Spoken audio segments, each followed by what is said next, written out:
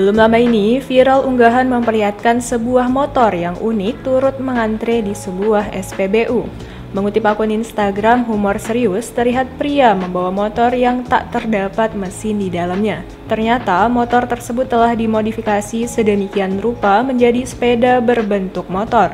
Kocaknya, motor tersebut turut membeli bensin di sebuah SPBU. Dengan berbekal tangki yang ada, pria tersebut tetap dapat mengisi bensin. Setelah bensin terisi, pria ini santai pergi dengan mengayuh pedal yang ada di sisi kanan dan sisi kiri motor. Tampak dirinya juga menaikkan bocah perempuan yang diduga anaknya sebelum pergi dari SPBU. Motor tersebut melaju layaknya sepeda. Perlahan, pria ini pun membawa sepeda berbentuk motor tersebut. Terlihat pula aksi sang pria menjadi sorotan sejumlah pengendara lain di sekitarnya. Pria kocak tersebut sukses menghibur para warganet.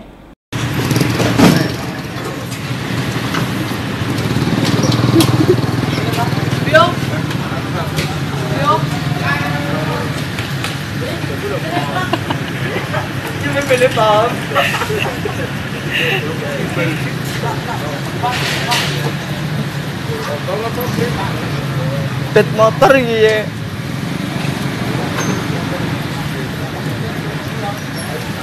Makasih, Pak. Yo. Terima kasih sudah nonton. Jangan lupa like, subscribe, dan share ya.